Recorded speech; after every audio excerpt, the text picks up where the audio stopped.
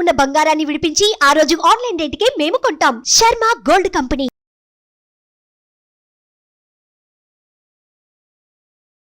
Hi, welcome to our channel. ఈరోజు మనతో పాటు ఉన్నారు జ్యోతిష వాస్తు పండితులు, జ్యోతిష వాస్తు శిక్షణ నిపుణులు బ్రహ్మశ్రీ నానాజీ పట్నాయక్ గారు. నమస్కారం గురువు గారు.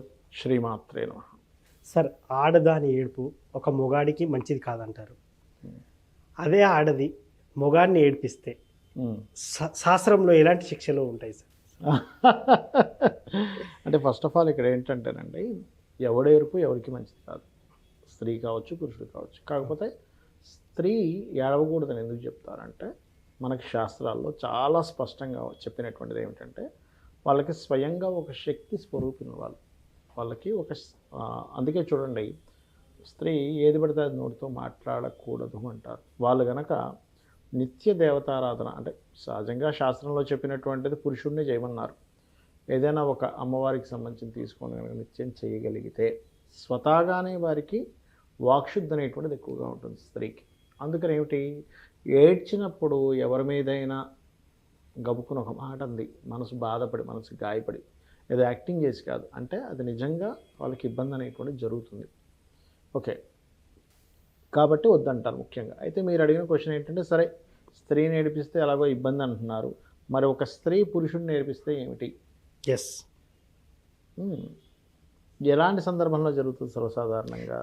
చాలా ఒకరికొకరికి కొన్ని డిస్టర్బెన్స్ల వల్ల కావచ్చు, ఇంకేదన్నా విషయాల్లో కావచ్చు, ముఖ్యంగా ప్రేమ వ్యవహారాలలో కూడా కావచ్చు.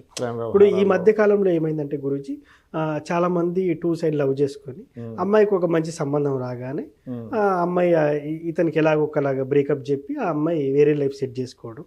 సరే, అమ్మాయిలో నేను తప్పుపట్టను నేను, అదే విధంగా కూడా అబ్బాయిలు కూడా ఉన్నారు. మంచి అవతల సంబంధం మంచిది కాగానే ఈమె కూడా బ్రేకప్ చెప్తున్నారు. సో ఈ రెండింటిని ఈక్వల్గా చేసి ఈ ఎలాంటి సిచ్యువేషన్ వీళ్ళకు ఫ్యూచర్లో ఎదుర్కోబోతుంది అనేది ప్రశ్న. అంటే ఏం లేదండి, ఇక్కడ ఏమవుతుందంటే సర్వసాధారణంగా ఏ స్త్రీ అయినా గుర్తుపెట్టుకోండి, ఓకే, పురుషుడు వాళ్ళు ఏంటంటే ఎంతసేపు కూడా సెక్యూరిటీ కోరుకుంటారు ఎక్కువగా. ఎస్, సెక్యూరిటీ కోరుకుంటారు ఎప్పటికప్పుడు. పురుషుడి నుంచి సెక్యూరిటీ పాయింట్ నెంబర్ 1. రెండవది ఏంటంటే, వాళ్ళు ఏమాత్రం కొంచెం డౌన్గా ఉన్నారు అనుకుంటూ వదిలేయడానికి సిద్ధపడతారండి. వీడు అంటే వాళ్ళకి ఏంటంటే కావాల్సిన స్ట్రెంగ్త్ కావాలి. ఓకే, అంటే ధైర్యంగా ఉన్నాడు, సెక్యూరిటీ ఇస్తాడు, ఫైనాన్షియల్గా ప్రాబ్లం లేదు. ముఖ్యంగా ధైర్యంగా ఉన్నవాడిని ఎక్కువ ఇష్టపడతారు స్త్రీలు. ఓకే, ఆ ధైర్యంగా ఉన్నాడు, బాగా డబ్బులు ఉన్నా కానీ పిరికోడు అనుకోండి, వాళ్ళు వదిలేస్తారు, వేస్ట్ గట్రా అనేటువంటిది. కాబట్టి ఏంటంటే ఎప్పుడు కూడా ఇంట్లో పెంచేటువంటి పిల్లల్ని, మగపిల్లల్ని ధైర్యవంతులుగా మనం దిద్దాలి. కొంతమందికి ఉంటుంది 3వ స్థానం పాడైపోయింది, లగ్నం పాడైపోయింది అనుకోండి, మనం వాళ్ళని ఎంత చెప్తున్నా సరే వాళ్ళు కొంచెం పిరికిగానే ఉంటారు. ఎస్, కాబట్టి ఏంటంటే ఇవాళ రేపు సమాజం మారిపోయింది. ఎలా అంటే ప్రతిదీ కూడా మనకి అదేదో కవి చెప్పినట్టుగా మానవ సంబంధాలన్నీ కూడా ఆర్థిక సంబంధాలే అన్నట్టుగా ఏమైపోయిందంటే, చాలా క్యాలిక్యులేషన్స్, రకరకాల లెక్కలు. సరే, ఈ అబ్బాయిని నేను చేసుకుంటే పరిస్థితి ఏంటి, ఈ అబ్బాయిని ప్రేమించాను, కానీ ఈ అబ్బాయిని ప్రేమించడమే కాకుండా ఇంకొక ఇంట్లో మంచి సంబంధం చూశారు, ఏమిటని మారిపోయే మంది కొంతమంది ఉన్నారు. కానీ నిజాయితీగా లేదు, మనం ఒకరికి కమిట్మెంట్ అయ్యి ఉన్నాం కదా, వీళ్ళు మనం మోసం చేయకూడదు అని చెప్పి నిజాయితీగా ఉండేవాళ్ళు ఉన్నారు. అన్ని రకాల వాళ్ళు ఉన్నారు. కాకపోతే ఇక్కడ జన్మజాతకంలో చాలా స్పష్టంగా నువ్వు ఒక అమ్మాయి నీ జీవితంలో ఒక ఎంటర్ అయ్యి ఇబ్బంది అవుతుంది అనేది నీ పంచమ స్థానం చెప్పేస్తుంది క్లియర్గా. ఓకే, నీ పంచమ స్థానం కనుక పాడైంది, ఏ కేతుతోనో శుక్రుడు ఉన్నాడు, ఆ మహాదశ నడుస్తుంది, ఎవరో పరిచయం అవుతారు, ఎమోషన్గా కనెక్ట్ అవుతాడు, ఇతనిలో ఉండే ఏదో లోపమో లేకపోతే వాళ్ళల్లో ఉండేటువంటి కొంత కన్నింగ్నెస్ ఏదో మొత్తం మీద ఏమవుతుందంటే ఈ అబ్బాయిని వదిలేయడం జరుగుతుంది. వదిలేసి ఇంట్లో వాళ్ళు చెప్పుకోవడం, లేకపోతే ఒక్కోసారి ఏమవుతుందంటే అవసరమా ఇంత రిస్క్ చేయడం అవసరమా, ఇంట్లో వాళ్ళని ఎదిరించి గొడవలు పడి పోలీస్ స్టేషన్స్కి వెళ్ళి లేకపోతే వాడిని కొట్టి వీడిని కొట్టి తలకాయ నొప్పి అంతా ఎందుకులే, ఒక్కసారి బ్రేకప్ ఏదో చెప్పేస్తే అయిపోతుంది కదా అని చెప్పి టక్కని కట్ అయిపోతారు. చాలా రీజన్స్ ఉంటాయి. ఎంతసేపు మనం అమ్మాయి స్వార్థంగా ఆలోచించిందనే ఒక పాయింటే కాదు, ఇంట్లో వాళ్ళకి చెప్పుకోలేని స్థితి ఉంటుంది. అనవసరంగా ఇంకోటి ఏంటంటే, ఇక్కడ డిఫరెంట్ క్యాస్ట్ అనుకోండి, ఇంకా పెద్ద తలనొప్పి అవుతుంది. మూడోది ఏంటంటే, ఫస్ట్ అమ్మాయి లవ్ చేసింది అనగానే తప్పు చేసామనే ఫీలింగ్తో చూసేవాళ్ళు ఇంకా ఉన్నారు ఇప్పటికీ. ఇప్పటికీ అంత ఇదిగా ఉండే వాళ్ళు ఉన్నారు, ఫ్రీగా వదిలేసే వాళ్ళు ఉన్నారు, పర్లేదా మనం ఎవరినైనా చేసుకునే వాళ్ళు ఉన్నారు. చాలా రకాల ట్రాన్స్ఫర్మేషన్స్ వచ్చాయి.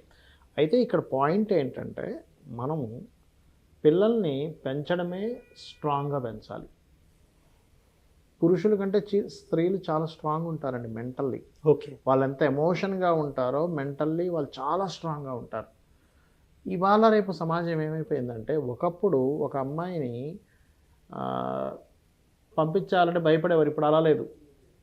అమ్మాయిని తీసుకోవాలంటే భయపడుతున్నారు మగపిల్లల యొక్క తల్లిదండ్రులు. అమ్మో ఎలాంటి అమ్మాయి వస్తుందో, ఏమవుతుందో, ఆ అమ్మాయి వల్ల మేము విడిపోతామేమో, ఇంట్లో వాళ్ళు దూరం అయిపోయే పరిస్థితి వస్తుందేమో, విడాకులకు వెళ్ళిపోతుందేమో అని. ఇక్కడ మనం అర్థం చేసుకోవాల్సింది ఏంటంటే, ఒకటే, ఏ అమ్మాయి అయినా బాగా టాలెంటెడ్ పర్సన్స్ని వదులుకోవడానికి ఇష్టపడదు. ఏ అమ్మాయి అయినా బాగా సంపాదించేవాడిని వదులుకోవడానికి ఇష్టపడదు. ఏ అమ్మాయి అయినా వీడు ఉంటే నాకు చాలా ధైర్యం అనుకునే అబ్బాయిని వదిలిపెట్టడానికి ఇష్టపడదు. నేనేమంటానంటే, అమ్మాయిలు ఇలా తయారవుతున్నారు అనేది కొంతవరకు నిజం, నేను కాదనట్లే. ఒక రకంగా స్వార్థపరంగా కావచ్చు, అమ్మాయిలు కావచ్చు అబ్బాయిలు కావచ్చు, అందరూ తయారవుతున్నారు. నేను ఓన్లీ అమ్మాయిలు నేను చెప్పను, ఎందుకంటే అబ్బాయిలు అలా ఉన్నారు, సొసైటీ ఎలా ఉంది, రాజకీయాలు అలాగే ఉన్నాయి. ఇప్పుడు ఇవాళ రేపు రాజకీయాలు మీరు చూస్తున్నారు, ఒకప్పుడు రాజకీయాలకి ఇప్పుడు రాజకీయాలకి ఎలా ఉంది పరిస్థితి, అసలు భయంకరంగా తయారైంది. కాబట్టి సొసైటీ భయంకరంగా తయారవుతున్నప్పుడు మీరు మీ పిల్లల్ని పెంచడం స్ట్రాంగ్గా పెంచాలి. ఓకే. ఎలా పెంచాలి స్ట్రాంగ్గా అంటే, చాలామంది స్ట్రాంగ్గా పెంచాలంటే ఎలా పెంచాలనేటువంటి డౌట్ వస్తుంది. సిచ్యువేషన్స్ని, ఎటువంటి సిచ్యువేషన్స్ వచ్చినా సరే నువ్వు లైట్గా తీసుకో. ఓకే. ఈ అలవాటు కనుక మనం చేయగలిగితే బెదిరిపోడు. ఎటువంటి సిచ్యువేషన్ వచ్చినా నిలబడగలుగుతాడు. ఇంతే కదా అన్నట్టు. ఇంకోటి ఏంటి, ఎప్పటికీ కాలం ఒకలాగా ఉండదు. కాలం ఖచ్చితంగా ఈరోజు ఇలాగే ఉండాలని లేదు, రేపు మళ్ళీ మారుతుంది. ఇవాళ నేను ఒక 20,000 15,000 లేకపోతే 25,000 శాలరీ చేస్తున్నాను, ఇలాగే ఉండాలని రూల్ లేదు. నా స్కిల్స్ పెంచుకుంటే నేను ఆటోమేటిక్గా ఉన్న స్టేజ్ నుంచి ఫైనాన్షియల్గా పైకి వస్తాను. ఓకే. ఇంకోటి ఏంటంటే, ఏదో ఓన్లీ కేవలం ఒక మంచి జాబ్ చేసుకుంటేనో లేకపోతే ఒక మంచి స్టేటస్, ఒక బిల్డింగ్ కారు ఉంటేనే ఆనందం కాదు. నువ్వు ప్రతి దాంట్లో ఆనందంగా ఉండాలనేది నేర్పించగలగాలి. నడుచుకుంటూ వెళ్తున్నా ఆనందంగా ఉండగలగాలి, మోటార్ బైక్ మీద వెళ్తున్నా ఆనందంగా ఉండగలగాలి. 5 స్టార్ హోటల్కి వెళ్ళి నువ్వు మంచి డిష్ ఒక 2,000 రూపాయలు ఖర్చు పెట్టి తింటేనే ఆనందం కాదు. నువ్వు పక్కనే ఒక చిన్న టిఫిన్ సెంటర్కి వెళ్ళి అక్కడ ఇడ్లీ తిన్నా నువ్వు ఆనందపడగలగాలి. ఇలాగ ఆస్వాదించడము.